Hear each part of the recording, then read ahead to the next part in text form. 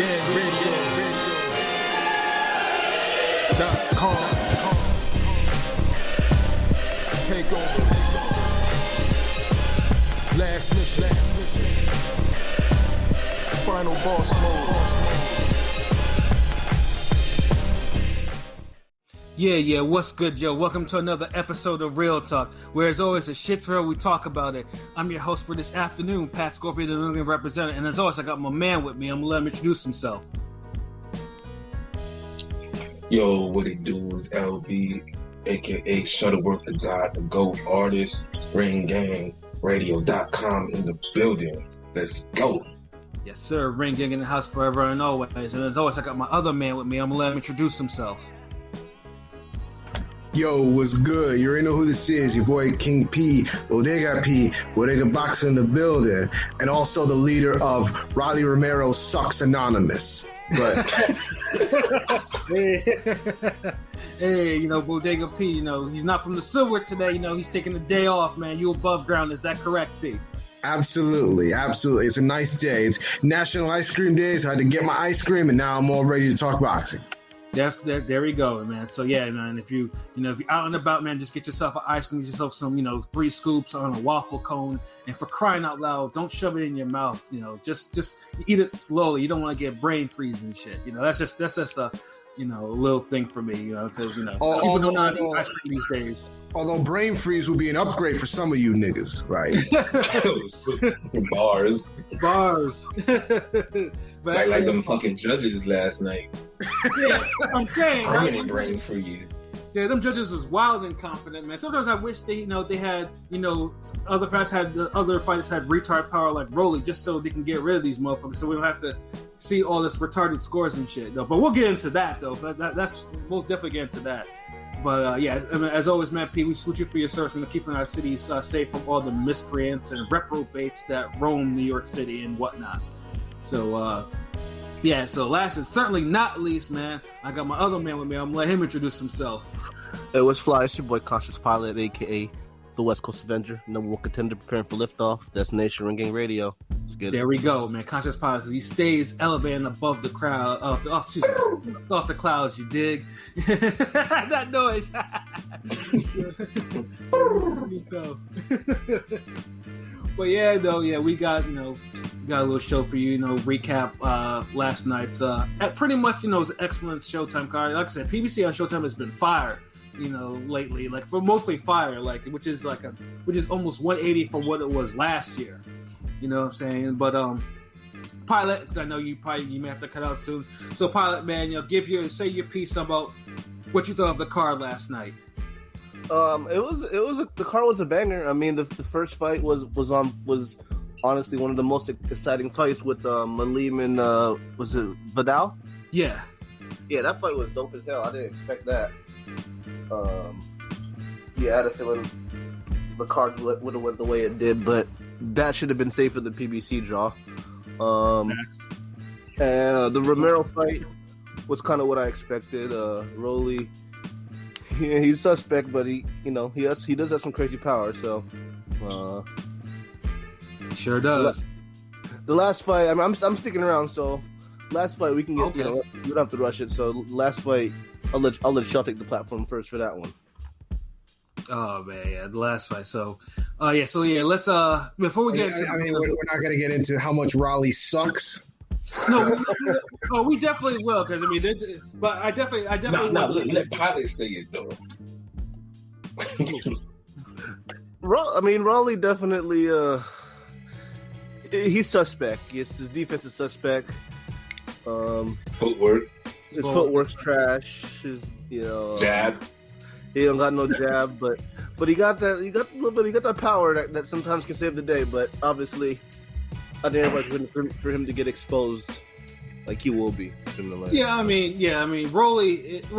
think Rolly's already been exposed to a degree, but the problem is either he gets saved by the PBC draw or the Floyd stimulus. I mean, it's only been one fight so far that he's been saved by this winning a fight where he should have clearly lost.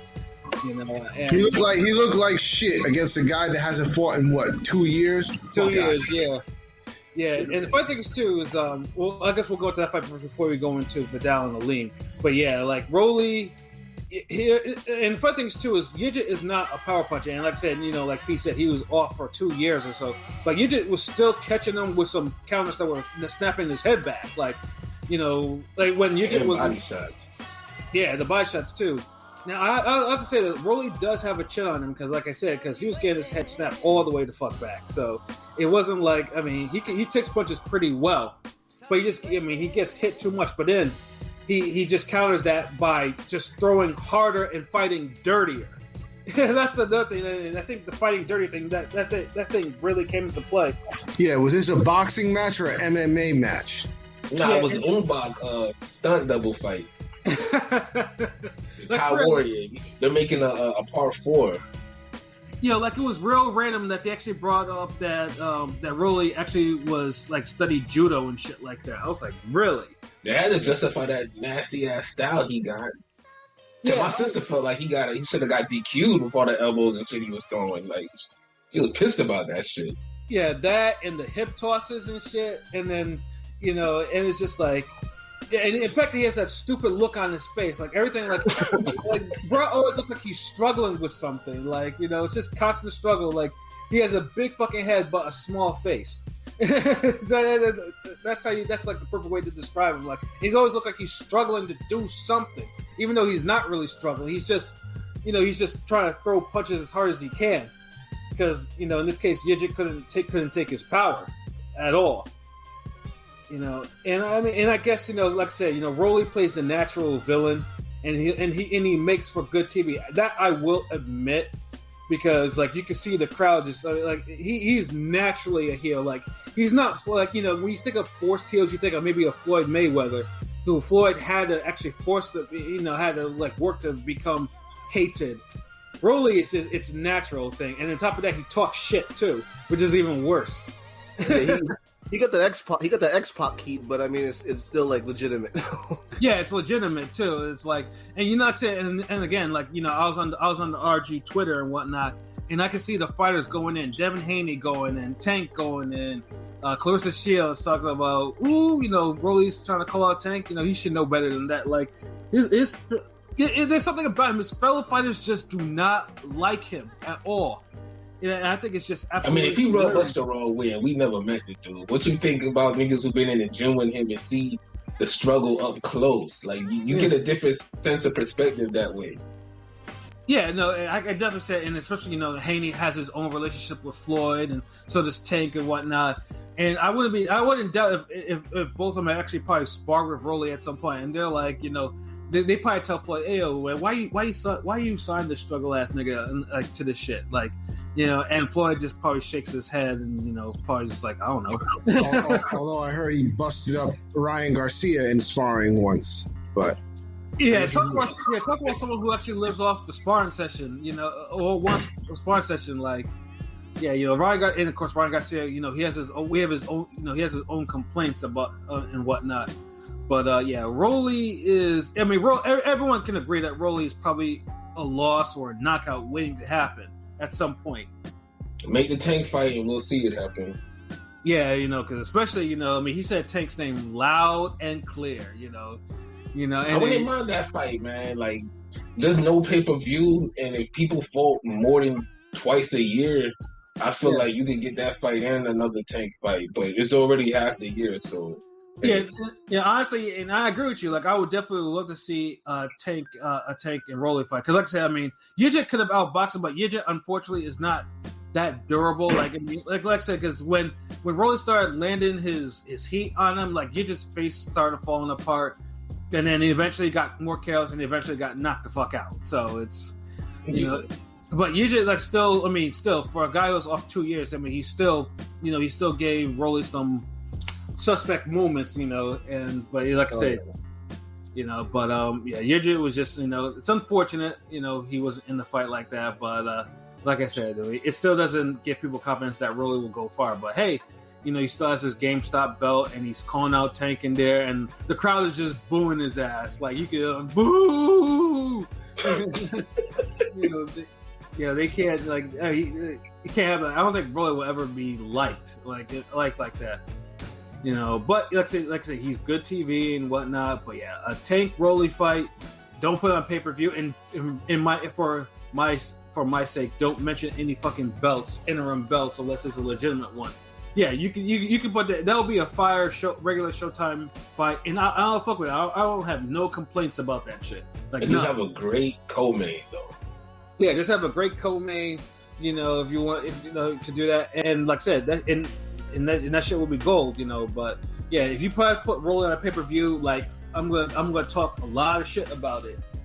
You know, like a lot. The shit talking earlier will be good, but that's what's really going to sell the fight. You know, it might be a decent fighting matchup, but I wouldn't mind it. I don't mind it at all. But yeah, Pilot, what you thought of the Aleem fight in Vidal? Man, that fight was crazy. Like I didn't expect much out of it. You know, I was trying to split screen watching basketball on that, but I had to put that full screen on out for the Vidal fight, because that fight was just action packed and back and forth. You know, literally from like 2 to 10. You know, I wish it was a 12-rounder, because those boys were going at it. I mean, shit. I thought Elite probably should have won. That's one where, again, as I said earlier, could have been a draw, and I wouldn't have been mad at it. But I understand, you know, the PBC prospect getting out of jail card got played Yeah. for my boy Vidal. I think it's more than that, because remember, because right now we mentioned this before, like the biggest, probably the best talent evaluator in boxing today is Samson. You know, and Samson, you know, he's brought a lot of fighters, you know, to prominence, and Vidal is one of them. So, you know, and I think Al probably played the game, was like, yeah, we can't have, in the PBC, Al put money in him, was like, yeah, we can't really have him losing to Aleem. And you're right, Pilot. Aleem, I'm high on. I was high on, I've known it, and honestly, I was worried that Aleem would not be able to take Vidal's power, because Vidal can punch. But man, with the exception of the one body shot, which I was amazed that Aleem stood on his feet for, it didn't go down, because he took a straight liver shot. That was a hellacious body shot. Like, yeah, that reminded me of the Derevyanchenko body shot he landed on the Golovkin. Golovkin did that dance. Yeah, that was the one where, you know, Triple G was probably the rare times where Triple G was uncomfortable, you know, and then the ref kind of got in the way. as the shit that ref was trash that night. Jeez, like. But anyways, yeah, but Aleem, how I had to give it, like, you know, Aleem is teak tough, like to take a body shot from clearly a guy who probably won't be long for 160 anyways. Like, dude looked like a fucking light heavyweight. The dude took a crazy body shot and then like 2 overhand rights afterwards. And didn't go down, though. And the funny thing, too, is like it was later in the fight, though, where Aleem was starting to rock him. Like, you know, like left hook. Yeah, that leaping left hook he hit him with on the ropes. And then Fraser his ass. Yeah. I was like, yo, that might actually be the key. Like, because I was like, I mean, Aleem has decent pop, but I was like, if he lands more of those leaping left hooks, Vidal might have actually touched the canvas. Because, but yeah, like that fight, you know, and the funny thing too, the crowd was booing in the beginning, like they couldn't like understand that, you know, like let the fight build. Like you see that size advantage. You see Aleem is a natural middleweight, Vidal is not. You know what I'm saying? Like you gotta let. Could have fooled me the way he was dishing them out and taking them. He was, but Aleem fought a really disciplined fight. Like, you know, in the past, like Aleem used to be like throwing wild, and then eventually he would walk into like a hard counter, or would get countered repeatedly, like he did in the Korobov fight. You know, stuff. Is this the best he looked since the damn Korobov? No, ever really? Because the Korobov fight, like I felt like he lost, but he made it real close in the second half, and Korobov kind of faded, so. Mm-hmm. I can't really get mad at that being a draw. Yeah, but he definitely made up for it. Like, he's improved since the Korobov fight, and I wouldn't mind seeing a rematch with him, Vidal. Yeah, like and like I mean, I truthfully I thought Aleem pulled it out. You know, pulled it out. Like I thought it was a clear win for him, though. But yeah, the 97-93 for 2 of the judges was some bullshit. Horrible bullshit. Like. There was no 97-93 in that fight, like not at all. You know, Fight was too back and forth to have somebody up that much. Like, you want to say 96, 94, 95, 95, I get it. But 97, nah. Like, not even Aleem won that clearly. Yeah, I'm saying, like, you know, you can say, like, 96, 94 for Aleem. That's probably it, you know, or 96, 95. If you want to give a 10-10 round up in there or something like that. You know, but yeah, other than that, yeah, it was definitely none. Is 97, 93, and that's what killed me too. It was like, damn, Aleem took all that, went to war with a much bigger fighter just to get fucked like that. It was ridiculous. Like, I felt for him. Like, but like I said, Samson is the evaluator, and then Vidal is probably the prospect right now that Al's trying to get a ROI on. So it's like, you know, it's the name of the game, unfortunately. It's very unfortunate. But at least he know he was in a fight, though. Like, he needed that type of fight for his level, his progression. So he did. Like, he learned, like, he just can't be mowing down everyone in 2 or 3 rounds. Yeah. You know, but yeah, sometimes it'd be the guy that you think you could knock out, be the last guy you would knock out. And we saw that with Berlanga's fight this year. Yeah. On the undercard of Navarrete. Yeah. And we saw it just, last night. You think these guys are going to get knocked out, but somehow, they fight above their head and they give it as good as they going to get. And especially Aleem. Yeah, Aleem, yeah. Like I said, but now I'll say I think Aleem probably needs. I'll say Aleem deserves a soft touch. Like, after going through that, like, I mean, I want him to get his wins up, like that, because like I said, I mean, the guy once held a GameStop belt, a legitimate GameStop belt. So it's like, let him get back to that level. P, let me get your. What are your thoughts on that fight? I actually didn't see it live because I was working.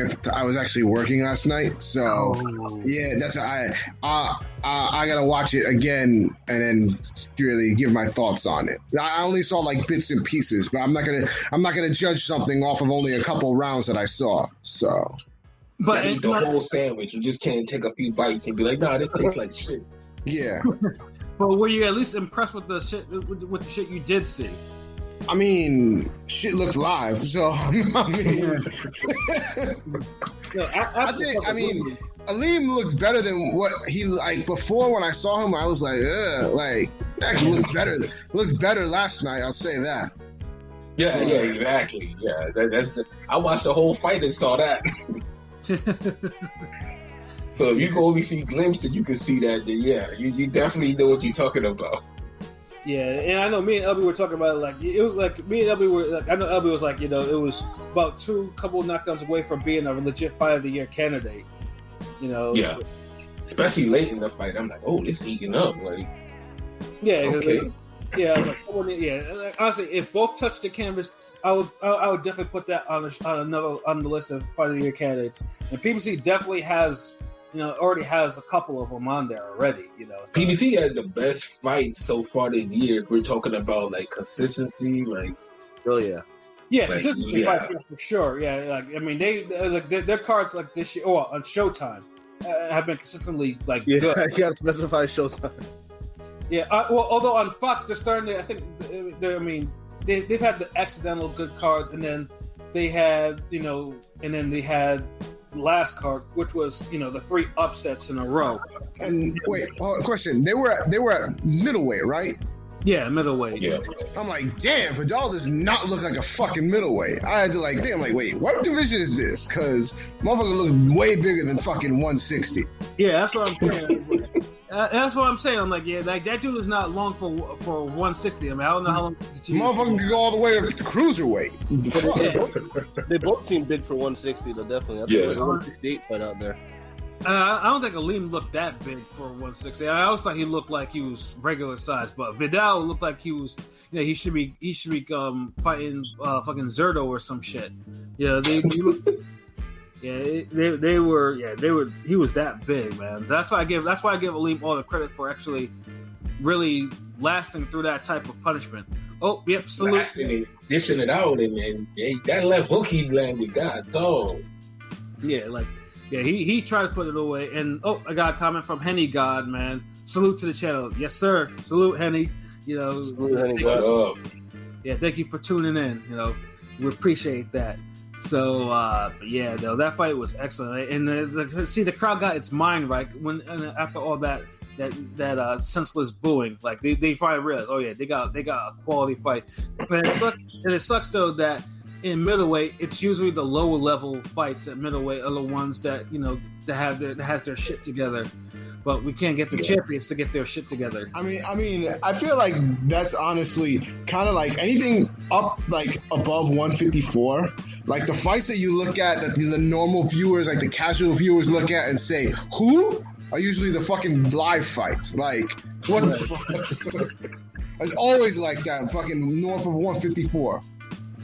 Right, and then pretty much like like I said, pretty much. Like two of the best fights that aired this year. Of course, with Joe Smith and Vlasov, and then Apochi and Glanton, like those. Those aren't as known as those aren't the biggest names, but those were the best fights, by far. Like some of the best fights this year. So it's unfortunate it's that way, but hey, what if it gets extra eyes to the sport, like, oh, let me stick around, let me continue to watch the rest of this shit, then so be it. But yeah, that was an excellent fight. And then the Rolly, even though Rolly struggles, at least Rolly got rid of his opponent. There wasn't any bullshit, except for Rolly shit talking. And then let me jump ahead for what Rolly said. Did you watch his post-fight conference, like after the card was done? Where he's talking about he compared Devin Haney to Amir Khan, saying like he was the Fuck out of here! Fuck out of here! I didn't really get that comparison. Fuck out of here! Yeah, I don't see that. Because it's shitty. That's the reason why. That's the reason why. It's not that shit. Like Billy Dib and Ryan Garcia put together. Bro, if Haney was Amir Khan, he would have been got knocked out already. The fuck, like, come on now. He's not that shitty, regardless of what you think of his performance with Linares. He's not that fucking shit. Calling him fucking Amir Khan is fuck out of here. No, I don't think these guys watch enough boxing to like compare people to others, because like I don't see it in their styles or anything. Like Amir Khan and Devin Haney, like the fuck out of here. Yeah, I think this is just Rolly just being, the heel. Like, I don't think he's trolling. He probably does believe that shit. But I think Rolly understands that people don't like him, so he says some shit like that. And then it gets people talking. What can I say? He's doing what he's supposed to do because people want to see him get KO'd. He knows this. Because Rolly kind of fights a little bit like the power version of Amir Khan. A little bit. Just he fights more like Khan than Haney does, in my opinion. Chin up. But at least Khan got better footwork. Like, I don't even see that. Like Amir Khan don't fight like none of these niggas. Yeah. If anything, the Devin Haney's last opponent was more like Amir Khan than anybody else. Linares. Yeah. Yeah, like people used to make that comparison.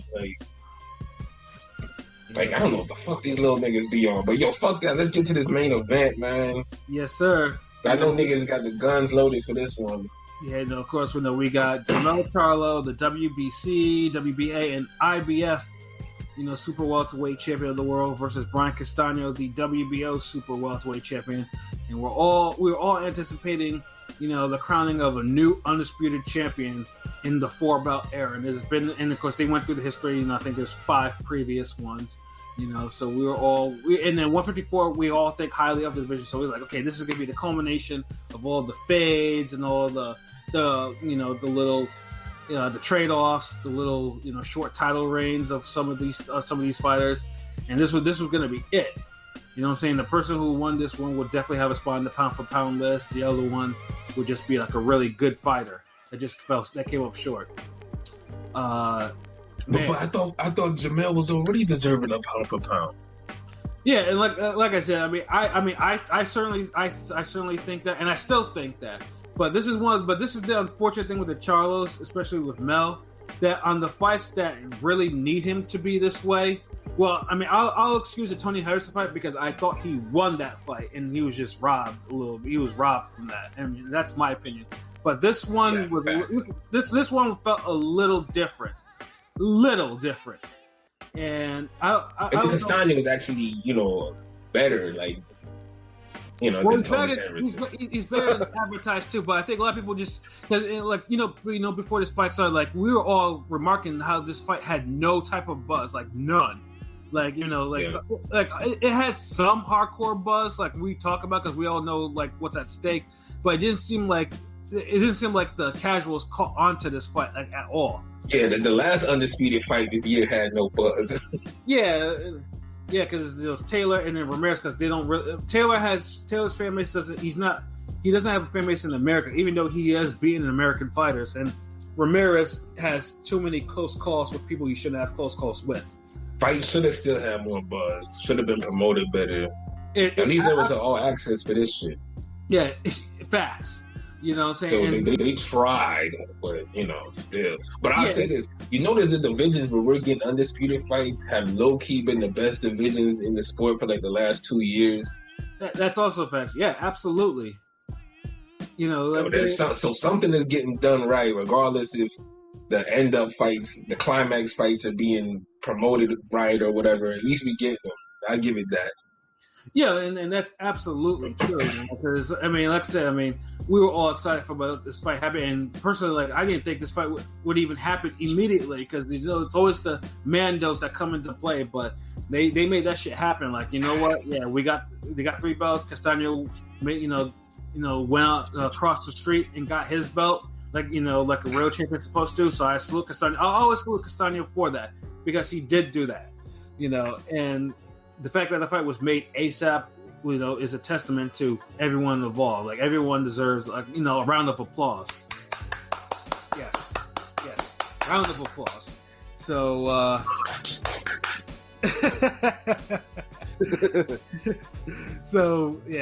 this fight happening, and I think by the time the live fight came in, the crowd was ready for it. They were pumped. Like the entrance, everyone came in, looking like they were serious and whatnot.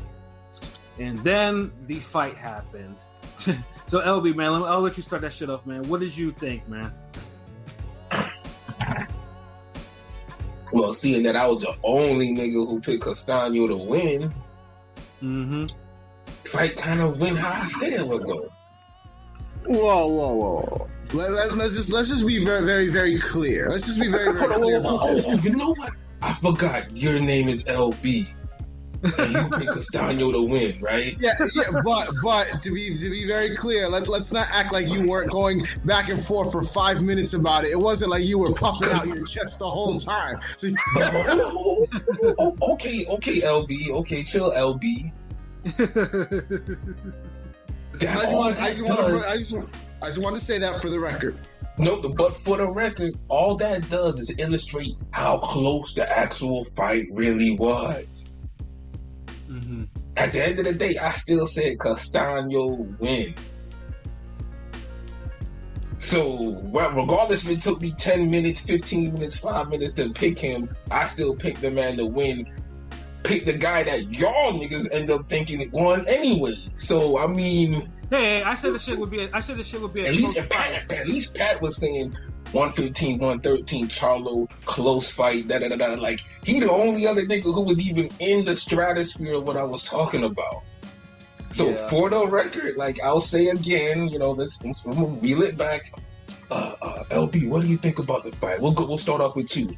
Well, like I said, since I was the only one who picked Castaño to win, the fight went exactly how I said it would. And I said that on 2 different podcasts. Shout out to Saluki Boxing. Yes, sir. I said if Charlo can't hurt this dude, or if Castaño can take his power, he's going to make it a long night for Charlo. And he sure as fuck did make it a long night. Exactly. Because Charlo can't win rounds. I've never heard of a lion, that gets backed up all the goddamn time. Seriously. Exactly. Yeah, it's every single time. First of all, going to for a guy who actually does have footwork and can actually, box and and pump. I said he would need to use that, didn't I? You said he had to bring the old back, a little bit old. I don't know, either Pat or one of y'all said he needs to bring I said if he fought more like he used to and use his footwork and kind of use a little bit of the new Charlo, like 60-40, he would win this fight easy. Yeah, I said that too. I said that in my bars for when I made my prediction video. I said that shit too. Oh yeah. And he said it on the cast as well. Like William But the fun thing is too is Castaño only threw like 9 jabs in that fight. But to me, it just looked like one guy barely used his jab and was having trouble. The other one didn't have that much trouble and didn't use his jab, which is he didn't have to. Yeah, the dynamic was crazy. It was funny because every time Charlo kept throwing back. Like after you could tell Charlo kind of got hurt, he would always try to just throw be like a little bit of wilder and just throw crazy. It was kind of weird. The funny thing is too is like when Charlo got caught early on the ropes, like when Castaño hit him with that left hook that kind of made him do a little step. He was legit hurt that part. Fuck all that. Yeah, then after that, dude should have been like, okay, look, I gotta stay off this ropes, man, because this strong motherfucker is gonna kill me if I'm on the ropes. But instead, he kept on going back to the ropes over and over and over again. Every time he did it, he was catching work, with the exception of the 2 times where he landed the left hook counter. So yeah, Charlo. And fun things too, I think Derek James was telling him some right shit, but this motherfucker was not listening either. That's the feeling that I had. It's the frustration. Same thing happened in the Trout fight. The whole you're supposed to throw more punches, jab. I don't know. He's not getting knocked out when I try to. Like that's how this nigga be sounding. Like, oh my god, it be disgusting sometimes, yo.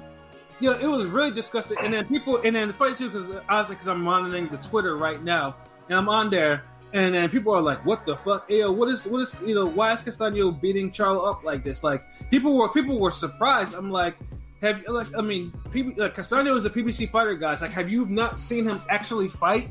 Like, that's what he does. Like, he's defensively responsible, and he's a volume puncher who connects a lot.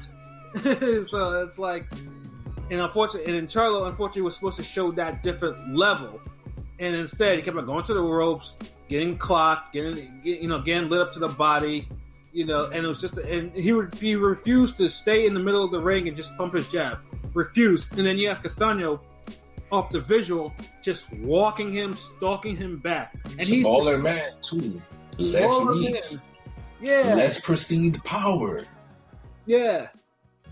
Even though technically, lighten this nigga up, lighten Charlo up. Even though technically, Castaño's KO record is higher, but Castaño doesn't have the KOs that Charlo has, obviously. And he got half the fights, and he already in his first undisputed fight. Yeah, exactly. So it was just like, you can tell, because Mel has a problem with, like I said, he's not an emotional cat like his brother like that. But I think he still is, dude. He still is. But he's probably just more hard headed with it. Like he was like, that too. Yeah, it's like usually emotional niggas are hard headed. Yeah, facts. You could be hard headed and not emotional. Then you could be emotional and hard headed. I told y'all. Then I say Maul would eat a guy like Castaño up. Castaño's all wrong for Mel, but Maul is all wrong for Castaño. Maul would have just walked Castaño down and just overwhelmed him with power shots and kept throwing and throwing. Castaño wouldn't probably win a round until like the 8th or 9th round. Mel is gonna pick and choose and look and try to get the perfect shot and look cute. And then when that doesn't happen, he's gonna start getting frustrated. He's gonna start moving around and bullshitting, and then it turns into the hold on. I don't know. He's not being knocked out. Mm-hmm. I'm only throwing 18 punches around. Only one of them hurt him, but I can't get him out of there. Like the frustration is real, man. Like Charlo was dropping them rounds like I think probably in the first half of the fight. I think maybe Charlo probably maybe 1, 2 at the most. Dude, I had this nigga losing 4-2 after the first 6 rounds. Yeah, Charlo won the second round clearly, And I felt he won the 10th round clearly and the 12th round clearly. He only won 3 clear rounds in that fight to me that were like overwhelming, like for him. I gave him 2 swing rounds, but yeah. So I agree with what you said. Those 3 rounds are definitely Charlo rounds. Other than that, he was getting outworked, and then he won maybe like 2 swing rounds. You could give him 5 rounds. You reach a little, you could give him 6, and I'm cool with that, but no way he won the fight. You can't give him 7 rounds. Can't give him 8 rounds, 9 rounds. Whatever the fuck the damn 117 and 111. Nah, 9 is way too much. I do think that there were rounds that I felt like you could have given to Charlo because Castaño would do he would kind of do the thing where he would get those 20-second flurries, and I'm like, I'm not inclined to give him the round just off of those 20 seconds. You don't steal rounds to me like that. So yeah, those flurries and shit. Go ahead, LB. Oh no, finish, Pilot. I'm sorry. No, I was gonna say I agree with Pete. Like, some of those rounds, Castaño kind of quote unquote stole them by just going ham in the last 10, 15, 20 seconds of the round. Well, that Charlo was winning those rounds, but that's what I'm he was saying. landing those shots. Those flurries were landing, and a lot of times Charlo punches weren't accurate as people try to make it seem. A lot of times, and I mentioned this, Castaño knows how to take a little step back, and Charlo's punches were hitting gloves and getting parried. But they were keeping him at bay, so he's controlling the fight if he's just keeping him at bay and not letting Castaño get his natural work rate. I'm just saying in those. I'm just saying in those specific rounds, just those specific rounds that I'm talking about. Overall, you control somebody without landing that much. Then that guy says "fuck it," and then he starts landing on you in the last 20 seconds. He starts firing your ass up. I'm gonna give it to the nigga who was firing your ass up. Yeah, and I'm not doing that. That's just 20 seconds. Like when you did nothing really. Did you score this fight 116, 112? So you did that a lot, actually. What? Didn't you have Castaño winning 116, 112? 115, 113. Oh, okay. You had to do it enough then. But that was that was. I'm only speaking the swing rounds that I gave to Charlo. For the most part, he was putting in work. At least in most of the rounds, controlling for at least a minute. I'm just speaking on those specific rounds. That's all. Yeah, I mean, I feel you, but I felt like Castaño's flurries were more effective than Charlo's. Let me push you back a little bit without really landing anything big. And also, I think another part that played into it was because even Castaño was still getting hit, but with hard shots. But and there were times where in the 8th round, Castaño was hurt, but he was doing a very good job of masking it and recovering very quickly that people didn't notice it. But I'm like, dude, he's hurt. He's definitely hurt. You can't hide that. But that definitely played a role. I will say, Castaño, I don't think he recovers that fast because especially in the 10th round where he looked like he was about to be put out. It still took him a little bit to get his shit together after that. He doesn't recover that fast. He's hard. He gets incredibly hard. But the worst thing was Charlo went back to doing his bullshit. He just still went back. He still got walked down, even though the guy was hurting. And didn't throw no type of heat, nothing. Yeah, the 11th round was a perfect example of that. He did nothing the 11th round. Castaño went and took the 11th round. So all you idiots was he swept the last 3 rounds. No, I was just gonna say that. Yeah, I was just gonna say that he definitely didn't sweep He didn't win round 9, and he didn't win round 9, and he didn't win round 11. So no, he didn't sweep the last 4 rounds. Yeah, it was. Yeah, and that was frustrating because you could see people, just like we talked about in the Charlo Montiel fight, you could see people not really happy. I know Errol Spence wasn't really happy watching this shit. They showed a close of him. Yeah, he was Texas struggling. Are we gonna see struggle with Pacquiao? Yeah, Spence got all this pressure now. Yeah, Spencer gonna be like, man, I gotta get rid of this little Filipino fighter, man. I can't let a 42-year-old Filipino put me out of there and take my 0. The Charlos both had, even though at least Maul won, but he didn't win good because of the type of opponent that he was facing. Yeah, he didn't look impressive, but Maul won cleanly, like clearly. Yeah, He just wasn't impressive. Like that, there's a difference between that. Like, yeah, and then I mean, but for Mel it's worse because, like I said, like we mentioned before, Mel's trying to get, for most part, Mel's been campaigning. He's actually brought up for pound recognition. Like this was the thing that it was the thing that it was bothering him, and he brought up, was like, you know what? After this fight, I'm gonna be pound for pound. Y'all can't deny me. You keep denying me, and unfortunately, like even though I still think he's still pound for pound, he still deserves to be on the list. There's now this fight will just generate arguments on why he shouldn't be, like at all.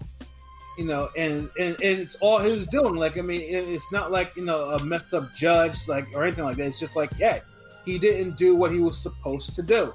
Yeah, but my thing is, niggas is grandfathered on these damn pound for pound lists for fighting Lundy and the Postols and the Delormes and the Gamboas of the world. Never fought anybody as good as fucking Castaño, and they get to say that. Terrence Crawford. I mean, that's a semantic. I mean, Terrence Crawford threw some shade, though. That ain't no semantic. That's just the truth, though. Who has Crawford fought on the level of Brian Castaño? And no, Postal is not on the same level of fucking Castaño. Well, yeah. You're not gonna tell me I don't see the same talent and skill level when I look at Postal and then I look at Castaño. Sorry, Brad. How about young Gamboa? No? Early Gamboa, no? Early Gamboa. I mean, like I said, I mean, people. Yeah, I mean, Gamboa is early Gamboa that was undersized and was pretty much was the lamb to slaughter for this nigga. Remember, Gamboa wasn't lighting people on fire before leading up to that fight. No, he wasn't.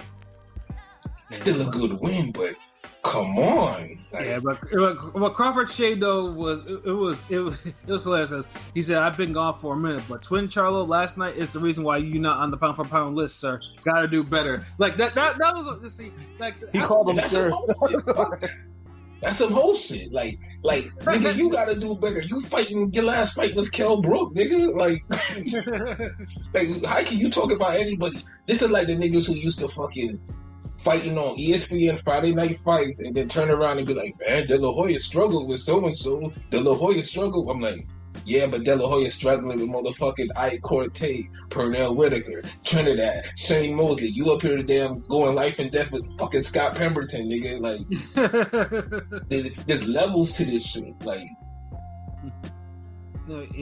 you getting it's like one nigga got their college education through a fucking scholarship, or no, his father built an institute and he makes donations and that nigga gets the scholarship. You, on the other hand, had to take the SAT, ACT, BCT, EC, all the other shit. And then I'm like, you fail one test and the motherfucker's like, well, you gotta do better. And you're like, this nigga. Nigga, your mom and dad make donations to this motherfucker. Like, they own the fucking gymnasium and you telling me I gotta do better when I had to fucking get it out of the mud? Horrible tweet from Crawford. And but it was funny too because I was like, yo, it's like just the fact like the shade, like and he had been firing back too. Like some people were like, they agree with it. Some people were like kind of firing back on them about that though. But yeah, it's the bullshit thing. Like, Crawford had time today. He need that, he got time to re-sign the top rank contract so he could fight another bunch of jobbers for the next 5 years. And still be pound for pound. Like, come on. Like, I felt low-key disrespected by damn self just reading that tweet. Like, this nigga. Beat up the fucking remains of Kell Brook. Like, Kell Brook had, like, no eyes when you beat him. And it's like, you got the nerve to be talking shit? Like, fuck out of here. I mean, boxers... Pacquiao taking your word from you. Yeah, and of course, let Pacquiao. Well, of course, if Pacquiao beats Spence, Pacquiao's not going to be like Crawford, But I'm pretty sure people will bring that up. That you. And who's going to care? Nah. Let Crawford fight fucking Jamal James or one of these other mid niggas. That's a better fight than the fucking Amir Khans and Kell Brooks even fighting. That's also true. Yeah. So that's all I'm saying. And when you got niggas on the platform justifying this shit with Postol is the same level as Castaño. Okay, like I just read it all at that point. Like I'm good. Yeah, Next thing you know, niggas gonna be telling me fucking Joe Messi's on the same level of Tommy Morrison just because they both white. like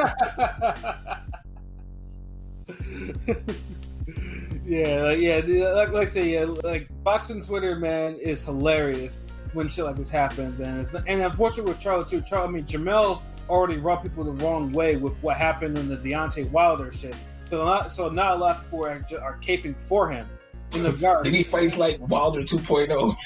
Yeah, exactly. Like it's coming to the point. Boxers, just shut the fuck up and mind your business. Yeah, exactly. And don't even worry about nobody else right now. Like until you start putting on performances and beating everybody's ass and asking for smoke, like.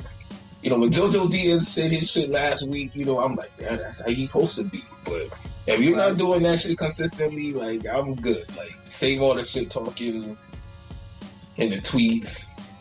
Mm-hmm. Like, I'm good. I don't need to hear this shit. You ain't gonna try to convince me and say, Hank Lundy's a top such and such fighter for, a win, or Delorme is the next coming to Trinidad for Crawford. Like, I'm good. Well, I'm on. Like for Delorme, I mix because now Delorme's been fighting on BBC cards. Like I said, and you have some fighters that Heyman fights that were struggling with him. So I was like, including the current WBA welterweight champion Ugas. Like, you're gonna have to do a little bit more proving, for me on that aspect. Regarding Delorme, because Delorme's stock has actually kind of risen since the Crawford fight. It has, but no one's trying to put him on a higher level. Like, I'm not gonna boost these guys up to make Crawford look better. Like, Crawford should have been stepped it up by now. Right, and then unfortunately for Charlo, this has been a quote step up fight, and then and then what makes the fuckery complete is the scores. First score was a 114-113 for Castaño. Which, of course, that's, a 114-113 score does not happen unless there was a knockdown of some sort or a point deduction. And then, of course, we found out later that one judge scored the 10th round, the round that Castaño nearly got knocked out and was getting knocked around in a 10-8 round. I thought, because originally I thought, well, does that mean that maybe he scored a 10-10 somewhere? And then I'm like, oh, maybe he just did it 10-8 for the 10th round. They was looking to give. They're so used to seeing a knockout or a knockdown from Charlo. They just said, you know what, fuck it. That was one of those. If you play the fight in slow motion on a Tuesday with the Dipset Volume 1 disc in the CD player, and you got some grits on the stove and it's raining, you'll see the knockdown in round 10. Yeah, and the work. Yeah, it was just awful too, because I have a feeling like had Charlo been able to score a knockdown of some sort, he probably would have won the fight. I would shut the fuck up, or at least the draw would feel more justified. Right, But then after that one, afterwards, the second card was from Judge Nelson Vasquez, who turned in a score of 117-111 for Charlo, which was just absolute bullshit. He related the Adelaide Bird. Yeah, he got the Adelaide Bird shit, man. That was, I was like, yo, what the fuck? It's always, it's not even the robbery. It's always that one card that ruins a fucking good fight. You know what I'm saying? For these, it was I was like, one second, I was like, yo, I was like, there was no 9-3 for Charlo, like not even a little bit. Like, that shit was just so, that shit wasn't even in the same. And the scorecards are filled out before the fight, bro. Right. And then the second one was 114-114, which makes it a split draw.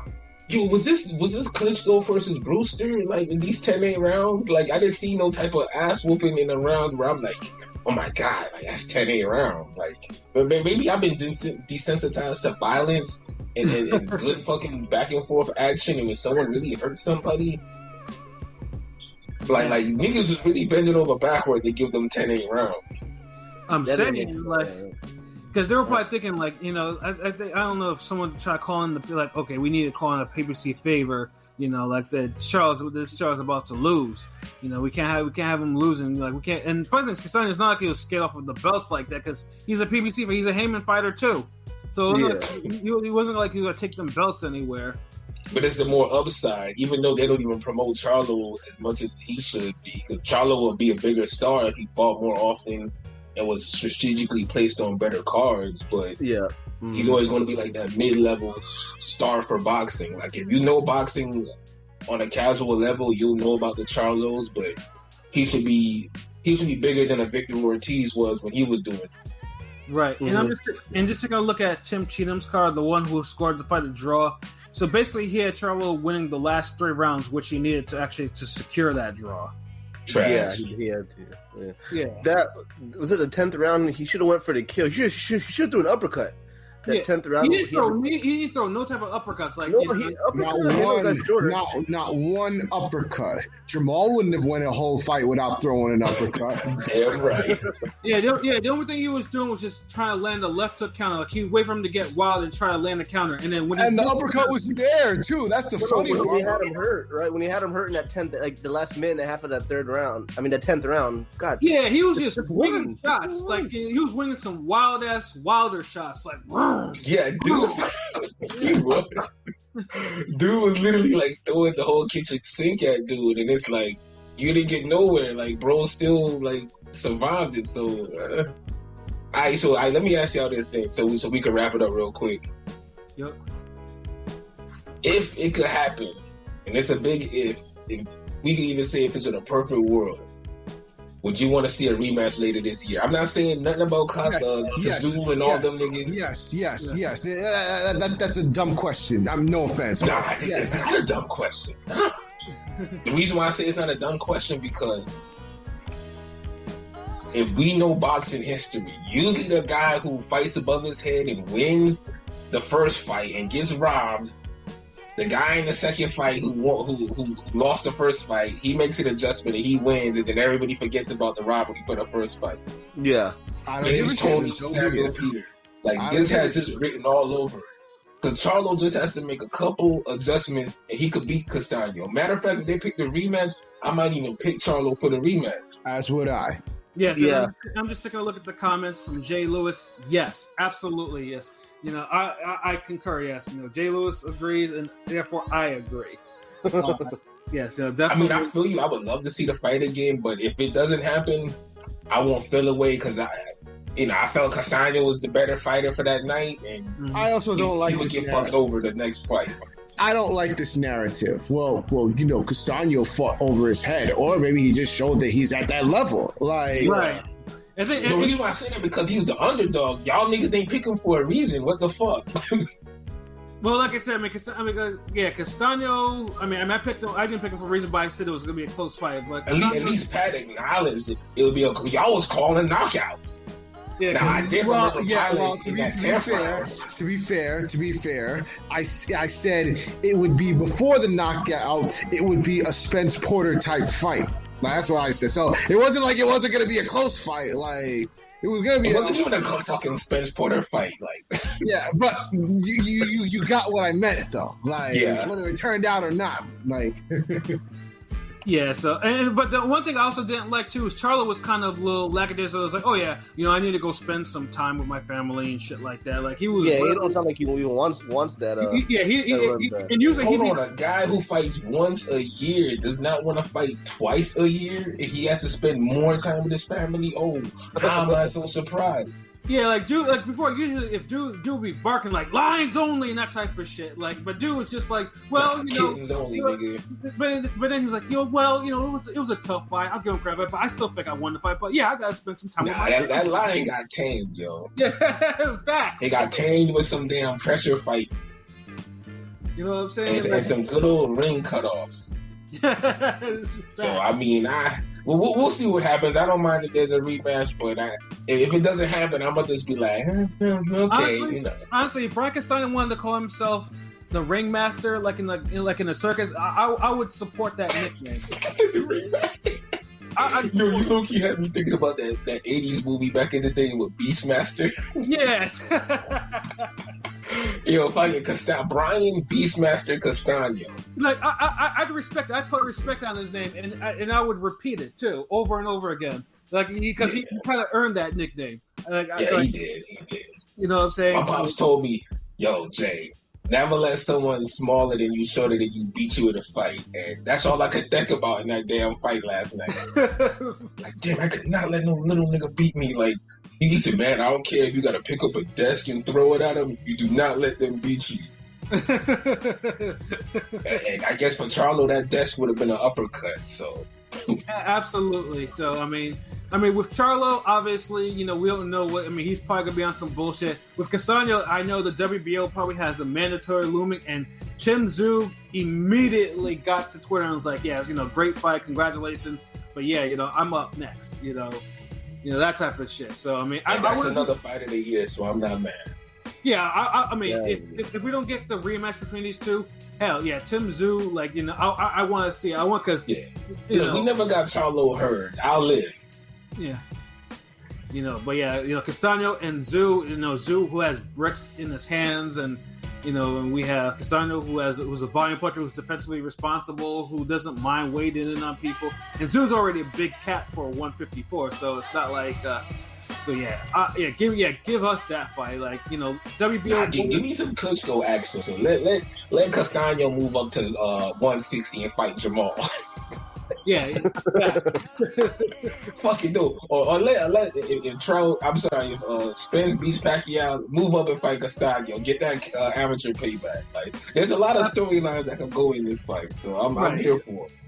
Absolutely, we're all here for it. Yeah. 154 is still the quality division, and people now learn. So people you got to put respect to Castaño's name. Castaño is not just your regular. Some people like to say Euro bum, all types of stuff because he's not an American. But like I said, some of these non-American fighters, they really about the shits. Like, this is a new day. You know, y'all got to change your mind states about this. Like, you know, they be putting in some work. You know, some people really be fighting. They really be hungry. You know, so like y'all gotta be careful who you label as that. No, but y'all want to talk about